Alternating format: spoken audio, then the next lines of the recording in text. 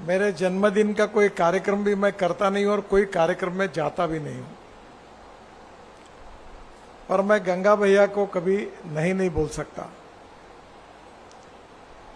मैं अभी बाबू को बता रहा था कि जनता का प्रेम और विश्वास ये किसी भी नेता की सबसे बड़ी पूंजी होती है। एक बात जरूर है कि जो नगर सेवक बन जाता है वो पूर्व नगर सेवक बन जाता है, जो एमएलए होता है वो पूर्व एमएलए होता है, हो जाता है। सांसद भी पूर्व सांसद होता है, मंत्री भी पूर्व सांसद होता है, मंत्री भी पूर्व मंत्री होता है। पर एक बात जरूर है कि जनता का जो प्रेम और विश्वास होता है वो जिस नेता को मिलता है वो उसके जीवन की सबसे बड़ी उपलब्धि होती है। और इसलिए मैं आप सबका प्रेम जब देखता हूं तो मुझे बहुत खुशी होती है। अभी बीच में गेटवे ऑफ इंडिया के सामने हमारे आदिवासी क्षेत्र में जो मैं एकल विद्यालय चलाता हूं उसमें हमारी 32,000 आदिवासी विद्यार्थी पढ़ते हैं और 1400 टीचर हैं। और 1400 टीचर का कार्यक्रम हुआ, उसमें एक अमेरिकन कंपनी है वीसा, उसके वाइस चेयरमैन आए थे। और जब कार्यक्रम खत्म हो गया तो चाय पानी के लिए बात करते समय उन्होंने मुझे कहा कि आपके लोकसभा कॉन्स्टिट्यूंसी में इतने स्कूलें आप चलाते हो क्या? और ये 28 साल इसको हुए। ये स्कूलें हैं एटापल्ली, चिखलदरा, मेड़घाट, अहेरी, ये पूरे ट्राइबल गोंदिया जिले के देवरी वगैरह पार्ट में है, जहां जाना भी मुश्किल है। तब मैंने उनको कहा वो मेरी कॉन्स्टिट्यूंसी नहीं है। तो बोले आप 30 साल से ये काम क्यों कर रहे हो जब आपकी कॉन्स्टिट्यूंसी नहीं है? तो मैंने कहा ये मेरी कॉन्स्टिट्यूंसी नहीं है, पर वहां के जो लोग रहते हैं जो सामाजिक आर्थिक शैक्षणिक रूप से पिछड़े हुए हैं वो मेरे हैं, मेरे परिवार के हैं, और उनके लिए उनके विकास के लिए काम करना मेरा कर्तव्य है। तो उनका बड़ा आश्चर्य लगा कि अपने कॉन्स्टिट्यूंसी के बाहर ये काम कर रहे हैं। क्योंकि आजकल हमारे यहाँ अपने अपने बारे में विचार करना, यही साधारणता सबके प्रति यही भाव होता है कि अपना देखो। एक हिंदी के कवि ने अच्छी बात कही है कि वही मनुष्य है कि जो मनुष्य के लिए मरे, यही पशु प्रवृत्ति है कि आप ही चरे, वही मनुष्य है कि जो मनुष्य के लिए मरे। मुझे बहुत खुशी है कि मैं अपने राजनीति को सत्ता की राजनीति नहीं समझता। मैं सेवा के क्षेत्र में, शिक्षा के क्षेत्र में, जल संवर्धन के क्षेत्र में किसानों के लिए काम करता हूं। और मुझे बड़ी खुशी है कि अभी आप सब महिलाएं इकट्ठा हुई है। मैं साड़ियां भी बनाता हूं और मैंने कॉटन की साड़ी बनाई है और वो साड़ी केवल 400 रुपए में बेचते हैं। बहुत सुंदर साड़ी है। अब क्या है, कुछ महिलाओं को लगता है जब तक 5,000 रुपये नहीं खरीदी करेंगे तो अच्छी साड़ी ही नहीं होगी। तो ये है साड़ी 4,000 रुपए की, पर 400 में बेचते हैं। और एक टसर सिल्क की साड़ी बनाते हैं जिसके लिए महिलाओं को 10 दिन लगते हैं। उसका प्रिंटिंग पहले झारखंड में होता था, अभी हमारे यहाँ होता है धापेवाड़ा में। और वो साड़ी 12,000 रुपये में जाती है। इतनी मांग है कि हम केवल महीने में 70-80 साड़ियां बना पाते हैं। और अभी तक और इतनी डिमांड बढ़ रही है कि हम दे नहीं पाते। फिर जो चिंधियां निकलती है उससे कारपेट बनाते हैं। तो मैं किसी को बताता हूं ये कारपेट है, तो परसों एक को मैंने बताया तो मैंने बोला इसकी कीमत क्या होगी? तो एक ने 40,000 रुपये बताया, दूसरे ने कहा 6,000 रुपये होगी। तो कारपेट बनता है 400 रुपये में और बेचते हैं 500 रुपये में। शायद बाबू और इन्होंने देखा है। अब ये 7,000 महिलाओं को रोजगार मिला है। और ये बात परसों 1 महीने भर पहले हेमा मालिनी जी आई थी मेरे घर पर, शायद अखबार में और यूट्यूब पे भी आया था। तो उन्होंने जब साड़ियाँ देखी तो मैंने उनको कहा कि ये धापेवाड़ा के प्रोजेक्ट के इनॉग्रेशन के लिए आपको आना है। तो बोले आप जब कहोगे मैं आऊंगी। और उन्होंने 6 साड़ियाँ लेकर वो गई, इतनी उनको पसंद आई, वो टसर सिल्क की। और एक फिल्म एक्ट्रेस आई थी रवीना टंडन, आप जानते हैं ना वो बोली मैं भी आऊंगी। और अगले महीने में धापेवाड़ा में इस प्रोजेक्ट का लॉन्चिंग है। 5 गांव में हम दरिया बनाते हैं और इसी प्रकार का अब वाशिम में बनाने वाले हैं। और ये प्रोजेक्ट से अभी तक 7,000 महिलाओं को रोजगार मिला है। और अब मैं कोशिश कर रहा हूं कि 25,000 महिलाओं को इससे काम मिले। तो मुझे लगता है कि आप भी यहां कुछ शुरू करिए। आपको पता होगा हमारा सांस्कृतिक महोत्सव जब होता है तो हमने पिछले साल 1,27,000 महिलाओं को मेहंदी निकाल के दी।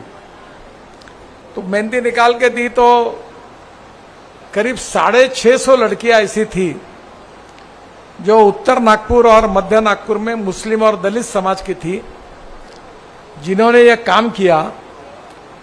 अब उनका स्किल ट्रेनिंग सेंटर शुरू किया है। हम लोग 100 रुपये खासदार सांस्कृतिक महोत्सव समिति की ओर से देते और 20 रुपये महिलाओं से लेते थे और 100 रुपये उसको देते थे।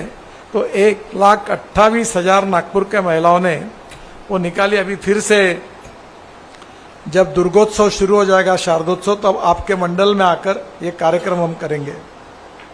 तो ये एक बहुत बड़ा रोजगार निर्माण होगा। कहीं ना कहीं जो समाज के उपयोगी काम है उसको करना, ये हम सबका मकसद है।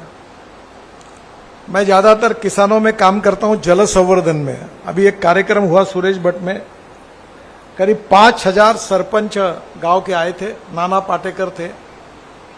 और दौड़ने वाले पानी को चलने के लिए लगाओ, चलने वाले पानी को रुकने के लिए लगाओ, रुके हुए पानी को जमीन को पीने के लिए लगाओ। गांव का पानी गांव में, खेत का पानी खेत में, घर का पानी घर में।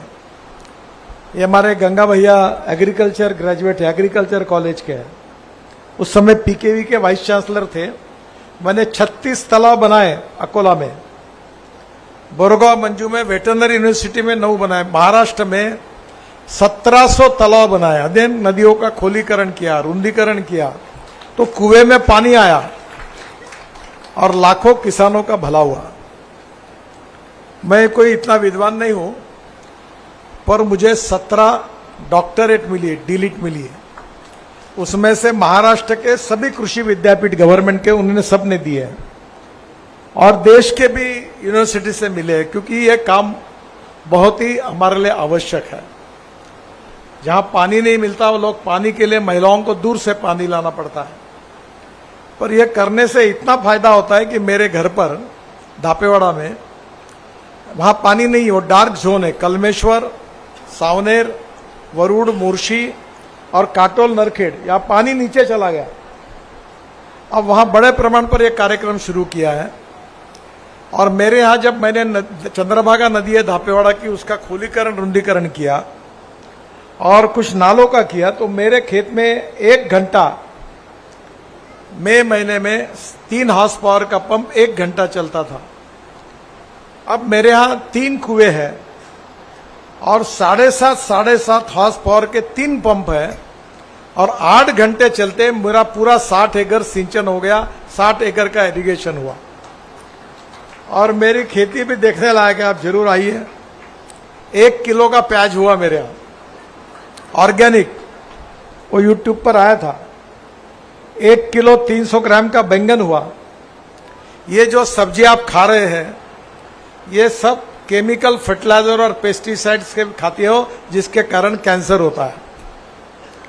अभी हमने 5 ऑर्गेनिक फ्रूट वेजिटेबल के दुकान शुरू किए नागपुर में। 2 मनीष नगर में पूर्ति सुपर बाजार में एक बाजू में है और एक राणा प्रताप नगर चौक में। और मेरी इच्छा है कि और जगह पर खोले, और जो किसान केमिकल फर्टिलाइजर और पेस्टिसाइड का यूज नहीं करेंगे उन्हीं की सब्जियां लाकर डायरेक्ट आकर वो बेच पाएंगे। अभी होटल रेडिसन के बाजू में हमारे एग्रो विजन की बिल्डिंग बन रही, वहां 8,000 स्क्वायर फुट का दुकान बन रहा है, जहां किसान खुद अपनी सब्जी लेके आएगा, खुद भाव तय करेगा, लोग खरीद के जाएंगे और उसको केवल 10%, क्योंकि एयर कंडीशन दुकान है, उसका खर्चा है, ना दलाली ना कुछ, उसको मिलेगा और लोगों को शुद्ध स्वच्छ सब्जियां मिलेगी। मैंने इस बार मेरे क्षेत्र में मैं तुअर लगाता हूं और वो ऑर्गेनिक तुअर है, उसमें केमिकल फर्टिलाइजर पेस्टिसाइड नहीं है। उसका मैंने ब्रांडिंग किया है भक्ति फार्म करके, और वो इस बार मुझे 150 क्विंटल तुर हुई। तो मैं आजू बाजू के 2-3-4 एकड़ वाले गरीब किसान थे, उनको भी मदद करके उनको भी लगाने के लिए लगाया, और आज मुझे बताते खुशी हो रही है कि उसका ब्रांडिंग किया। हमारे सुपर बाजार में लक्ष्मी नगर के और मनीष नगर में उसका सेल होता है, और इतनी सुंदर दाल है कि अब वो लाइन लगा के लोग ले जाते हैं, हमें कोई एडवर्टाइजमेंट करने की जरूरत नहीं पड़ती। और आज लोगों को आनंद आया कि उसमें कोई केमिकल फर्टिलाइजर और पेस्टिसाइड नहीं है। हमारे कैंसर बढ़ रहा है, सूर्यमणि जी ने बात कही, उसी के लिए मैं बताना चाहता हूं। हमारे यहां इतने कैंसर के पेशेंट बढ़ रहे हैं, आप कल्पना नहीं कर सकते, जिंदगियां बर्बाद हो रही है। ये कमाल टॉकीज चौक पर मैंने मेरी मां के स्मरणार्थ एक डायग्नोसिस सेंटर खोला है, और एमआरआई अगर लेना है तो 18,000 रुपए देने पड़ते हैं।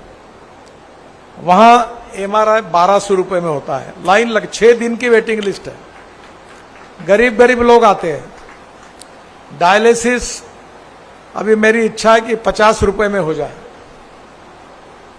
फुकट में दे देना चाहिए, थोड़ा बहुत लेना चाहिए, नहीं तो फुकट का महत्व नहीं रहता लोगों को। वहां एक्सरे 100 रुपए में होता है, काफी सुविधा है, लाइन लगा के 6-6 दिन की वेटिंग लिस्ट है। और जो पेट स्कैन होता है वो कैंसर डिटेक्ट करने के लिए, उसकी 25,000 रुपए कीमत है।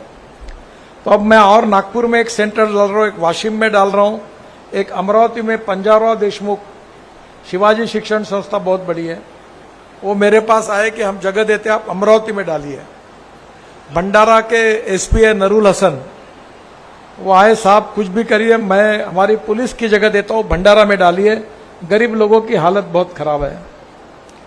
तो आज समाज में हमने सेवा करने की जरूरत है, और विशेष रूप से जो गांव में लोग बसते हैं वो गरीबी, भूखमरी और बेरोजगारी का शिकार बने हुए हैं। और विज्ञान जो है ये हमारी गरीबी को दूर कर सकता है, जो बाबू अग्रवाल सबको सिखा रहा है। विज्ञान बहुत महत्वपूर्ण है, सरकार और भगवान दोनों पर हमारा विश्वास होता है, पर दोनों से इंपॉर्टेंट है हमको अपना विकास करना है। कोई आता नहीं, ये कड़वा सच है, और हमारे जीवन को बदलना है तो हमको विज्ञान का उपयोग करना चाहिए। मैं ऐसे बहुत से प्रोजेक्ट करता हूं जो सेवा के हैं, और आजकल मैं कोई मेरे व्यवसाय धंधा में नहीं हूं, तो बेटों को दे दिया मैंने, मैं यही काम करता हूं। और मुझे ध्यान में आया कि पैसे की कोई कमी नहीं है। अब ये सब प्रोजेक्ट पकड़ के टोटल टर्नओवर 2,500 करोड़ का हुआ और 20,000 लोगों को रोजगार मिला है। मैं ये काम करता हूं। ये जो गाड़ी की बात की सूर्यमणि ने, ये बहुत इंपॉर्टेंट, मेरी टचिंग टू माई हार्ट। मैं 2004 से इसके लिए पागल बना हूं।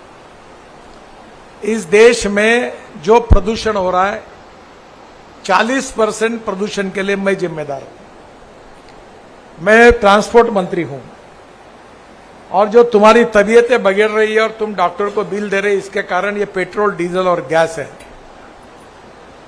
और इसलिए मैंने ये तय किया कि इस देश का किसान अन्नदाता नहीं, ऊर्जादाता बनेगा। ऊर्जादाता नहीं, ईंधन दाता बनेगा। ईंधन दाता नहीं, बिटुमिन डांबर बनाएगा, और डांबर दाता नहीं, हवाई ईंधन दाता बनेगा, हवाई जहाज चलेगा। और हवाई ईंधन दाता नहीं, वो हाइड्रोजन बनाएगा, हाइड्रोजन दाता बनेगा। तो आपको सुनने में लग रहा है कि कोई, एक तो नेता लोग ठोकराड़े मारते हैं सब तो लोगों का विश्वास नहीं बैठता। मैं उनमें से नहीं हूं। ये सब बातें सिद्ध हो गई।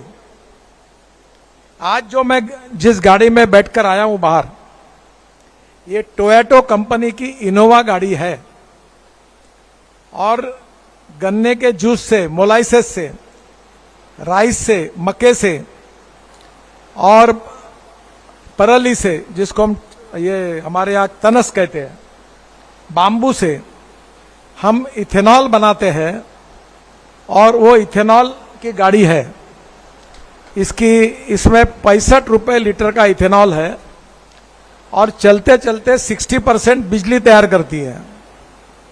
तो मेरी टोयोटो की जो इनोवा गाड़ी है, इसका पेट्रोल डीजल की तुलना में जो एवरेज आता है, तो पेट्रोल का रेट आता है 25 रुपए लीटर।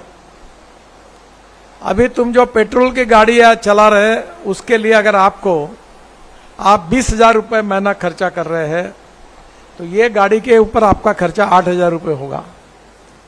और अभी 4 तारीख को मारुति सुजुकी कंपनी की पर्यावरण दिन के उपलक्ष्य में दिल्ली में मैं उनकी गाड़ी लॉन्च कर रहा हूं। मैंने बजाज कंपनी की मोटरसाइकिल लॉन्च की है जो सीएनजी पे चलती है।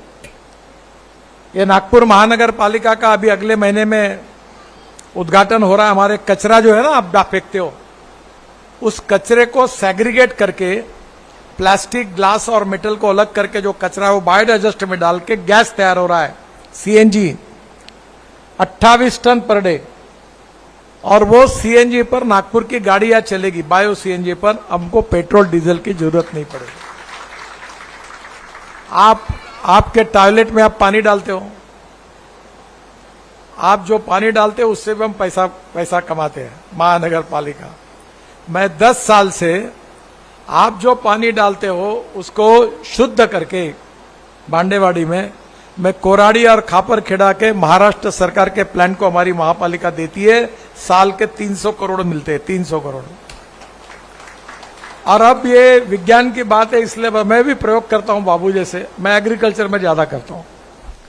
तो मैंने, आप देखने के लिए आइए, मैंने ये जो प्लास्टिक की वेस्ट थैलियां है, इसका तेल निकाला है और मैं 5,000 लीटर तेल रोज का निकालता हूं मेरे प्लांट से और बेचता हूं। 50 लाख रुपए महीने की मेरी कमाई होती है और ऊपर से प्लास्टिक खत्म। ये विज्ञान है। अभी हमने ये जो तनस है उससे डांबर बनाया। ये मनसर है ना, रामटेक के पास, यहां नागपुर जबलपुर रोड पर मनसर ते कनान के बीच में हमने 1 किलोमीटर रोड बनाया इससे डांबर बनाकर, और वो अच्छा है। और जब मैंने ये कहा तो मैंने सीएसआर और सेंट्रल रिसर्च ऑर्गेनाइजेशन को कहा कि ये पेटेंट बेचो, तो मेरे हाथ से 25 लोगों ने पेटेंट खरीदी किया है। तो किसान डांबरदाता हो गया। अब इससे हवाई ईंधन बन गया। और स्पाइस जेट का एक हवाई जहाज जब पहले बार प्रयोग करना था तो मैं बैठ के आया देहरादून से दिल्ली, काफी लोग बैठे थे। तो वो मालिक मेरा दोस्त है, उसने मुझे पूछा कि मेरा अगर हवाई जहाज का इंजन बिगड़ जाएगा तो कौन जिम्मेदार रहेगा। मैंने बोला तेरे बहुत काम किए, एक अक्कल खाते में जमा करना। मैं बोल रहा हूं इसलिए करना है। कुछ नहीं हुआ। फिर विस्तारा का जेट भी उड़ के आया और धीरे धीरे देश में हवाई ईंधन बनना शुरू हुआ। अब मेरे पास हाइड्रोजन की गाड़ी है, दिल्ली में है। शायद दिल्ली में आप में से कोई आए तो मेरे घर पर आइए, मर्सिडीज जैसी है। ये पानी से हाइड्रोजन निकलता है, इलेक्ट्रोलाइजर से, और ये जो हाइड्रोजन है इससे वो गाड़ी चलती है। मैंने टाटा कंपनी के 3 ट्रक लॉन्च किए। 2 थे जो आईसी इंजन है, मैंने डीजल का इंजन है, उसी में हाइड्रोजन डाल के चलते हैं। और 1 ट्रक लॉन्च किया जो हाइड्रोजन फ्यूल सेल पे चलता है। अब आने वाले दिनों में कचरे से मीथेन बनकर जब सीएनजी बनता है तो हाइड्रोजन बना सकते हैं। हमारे देश में जो पराठा, तुराठा, cotton straw, wheat straw, rice straw, bagasse है, वो भी है। मैं भी बना रहा हूं अभी एक 15 टन पर डे सीएनजी मैं बगास से बना रहा हूं, ट्राई करके एक्सपेरिमेंट पे। तो उस पर गाड़ी या ट्रक चलेगी। मेरा इलेक्ट्रिक का ट्रक है जो स्वैपिंग टेक्नोलॉजी का है। अब मैं ये सूर्यमणि जी को इसलिए बता रहा हूं कि बाबू के पास विजय स्कूटर थी, हम सब उसको यूज करते, उसका नाम द्रौपदी रखा था, जो आता था वो चलाता था। हेलो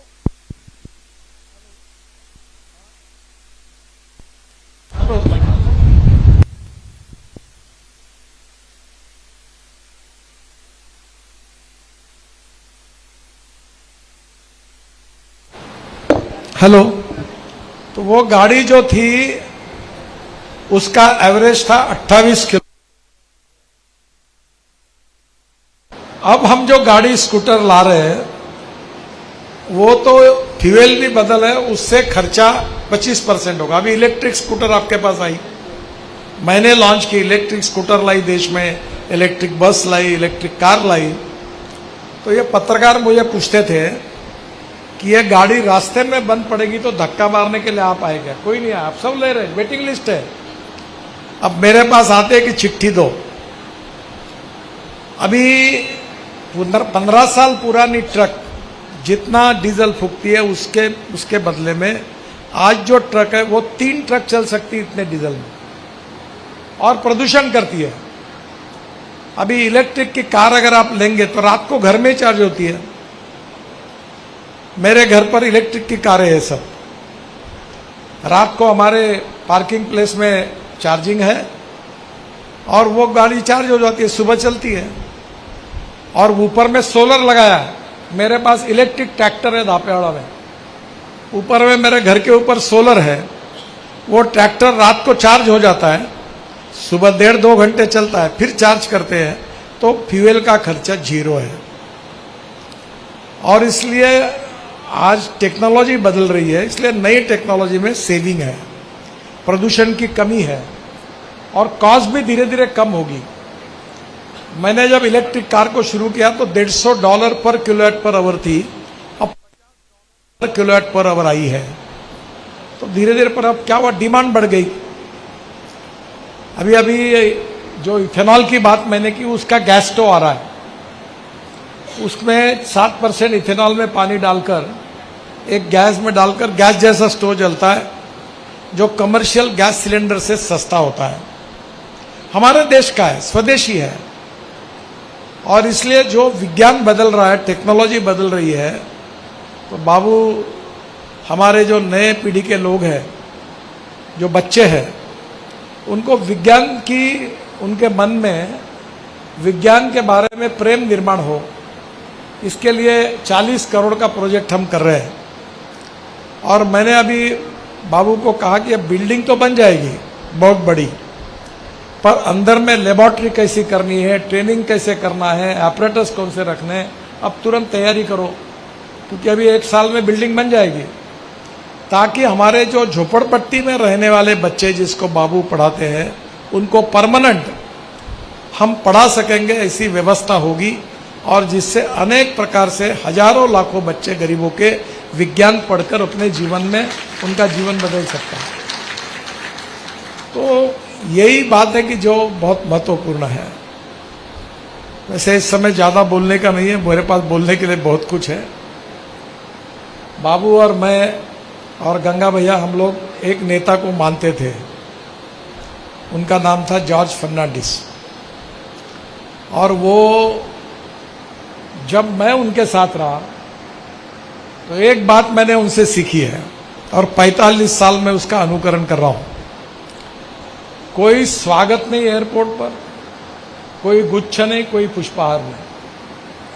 वो इतने बड़े व्यक्ति थे कि एक बार मुंबई में मलबार हिल पर मैं मंत्री था, मेरे घर पर आए, बोले क्या कर रहे हैं नितिन तू? मैं कुछ नहीं, डिफेंस मिनिस्टर थे। तो बोले चल मेरे साथ। एक एम्बेसडर गाड़ी में बैठा मैं, वो और मैं पीछे में, सामने एक पुलिस वाला था। हम गिरगांव चौपाटी पे गए, एक डेंटिस्ट के पास काम किया और बाद में सुख सागर करके रेस्टोरेंट में हमने जूस पिया। कोई साथ में नहीं। अब मेरे साथ 50 पुलिस वाले होते हैं, मेरी मजबूरी है, मैं उनको हटा नहीं सकता, क्योंकि मुझे Z+ कैटेगरी है, धोखा करके वो रहते हैं, कमांडोज रहते हैं। पर उस समय उनके साथ कोई नहीं था। और मैं तब से एक पालन करता हूं कि मेरे को 45 साल हुए, मेरे स्वागत के लिए एयरपोर्ट पर कुत्ता भी नहीं आता, ऐसा मैं बताता था। अब कुत्ता आने लगा, क्योंकि मैं Z+ होने के कारण वो कुत्ता पहले राउंड लगा के जाता, मैं कहा से। तो ये हार और गुच्छे से हमें नफरत है। हम कोई सत्कार, बाबू भी नहीं करता, गंगा भैया भी नहीं करता। अब ये 2 बड़े भाई है, अब मैं इनको नहीं बोल सकता, इसलिए मेरा सत्कार हुआ। मेरे घर पे नहीं होता, कोई गुच्छे लेके आता ही नहीं, तो मालूम है फटकार पड़ती करके। अब ना मैं अपना सत्कार करता ना दूसरे का करता, कटआउट भी नहीं लगाता, मुझे लगाना भी नहीं। क्योंकि हम जो नेता का आदर्श मानते थे वो कार्य करो, ईमानदारी से काम करो, जनता सही है। और इसीलिए बोलने का करेज है। मेरा एक रील देश भर में घूमती है और बड़े बड़े नेता मुझे बोलते आपने ऐसा कहा था। बोला क्या? बोले आपने कहा जो करेगा जात की बात उसको कस के मारूंगा लात। मैंने बोला हाँ मैंने कहा था। तो बोले आपका नुकसान नहीं हुआ? कोई नुकसान नहीं हुआ। मैंने कहा पूरा नागपुर शहर चाहे कोई भी जात का और धर्म का हो, वो मेरा परिवार है, वो मेरे है और मैं उनका हूं। और आगे ये कहा कि जो वोट देगा उसका भी हूं और जो नहीं देगा उसका भी हूं। तो मैं नहीं देने वाले के लिए भेदभाव नहीं करूंगा, इसलिए मैं कभी नहीं पूछता। मेरे यहाँ जब 5-5 हजार लोग मेरे जनता दरबार में आते हैं, मैं उनको ये नहीं पूछता कि तुमने वोट दिया कि नहीं दिया। हाँ, कौन सा काम मेरे से होता है तो हाँ कहता हूं, नहीं होता है तो नहीं कहता हूं। और मेरा अनुभव अच्छा है और मुझे देश भर में प्रेम मिला। और ये काय के लिए बड़े पद चाहिए राष्ट्रपति और प्रधानमंत्री? ये जनता का प्रेम सबसे बड़ा है।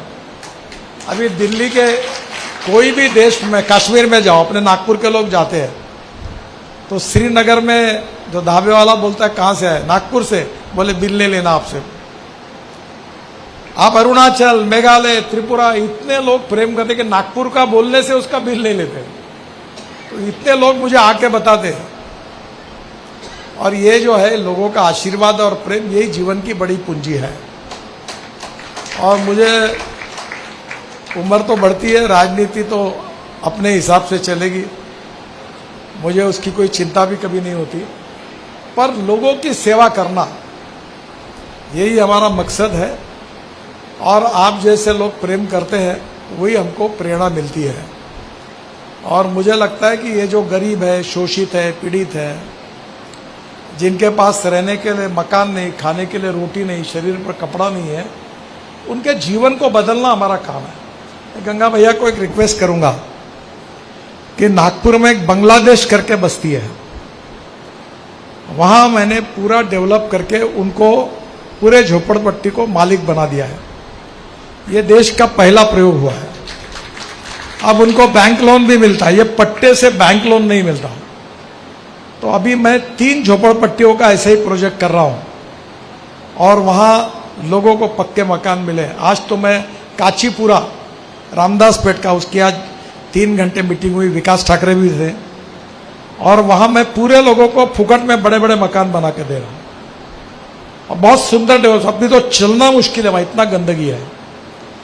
तो अगर आपकी नीयत साफ है और गरीबों के लिए कुछ करने की इच्छा है तो बिल्कुल हर चीज हो सकती है। और हमें हमारे बच्चों के भविष्य को देखते हुए हमारे जीवन को बदलना है। और बाबू जैसे लोग जिसके लिए काम करते, विज्ञान को हमारे जीवन का आधार बनाना है। हमारे बच्चे विज्ञान को समझे और प्रगति और विकास की ओर आगे जाना है। गरीब गरीब होता है, गरीब को जात, पंथ, धर्म, भाषा नहीं होती। गैस का सिलेंडर जिस भाव में हिंदू को मिलता है, दलित को मिलता है, मुसलमान को मिलता है, उसी भाव में सबको एक ही भाव में मिलता है। पेट्रोल डीजल के भाव बढ़े तो सबके लिए वही नुकसान है। और इसलिए हमें अपने जीवन को सुसह्य बनाना होगा। तो हमें भी कुछ 2 कदम आगे बढ़ना होगा, हमें भी कुछ करना होगा। फुकट का नहीं होता है काम, वो फुकट में बांटो और खाओ, इससे समाज बिगड़ता है। अब हम राजनीति में चलता है, इसके बांटो, उसको पैसे बांटो, ये नुकसान भी होता है। पर ये कभी कभी राजनीति का एक पार्ट बन जाता है, लोगों की भी अपेक्षा रहती है। पर उनके हुनर को विकसित करके उनको अगर हम रोजगार देते हैं और उससे उनकी, जैसे मैंने कहा कि अभी 7,000 महिलाएं, आप पांचगांव जाइए, दापेवाड़ा आइए, भी बेला में खोल रहे, वाशिम में खोल रहे, इतनी सुंदर सुंदर साड़ियाँ बुन रहे, अच्छा काम कर रहे हैं, 8 से 10 हज़ार रुपये महीना कमा रही है। तो क्यों नहीं हम अपने पैरों पर खड़े हो। और मुझे लगता है ये काम बहुत कुछ करना बाकी है। आप सब लोगों ने मुझे शुभकामनाएं दी है, तो गरीब के लिए और बाकी लोगों के लिए यह काम करने के लिए शक्ति, ताकत आपके आशीर्वाद से मुझे मिलेगा। और मैं जितना होगा उतना, जब तक हूँ, ये काम करने की कोशिश करते रहूँगा। इसी विश्वास के साथ आपको बहुत बहुत धन्यवाद।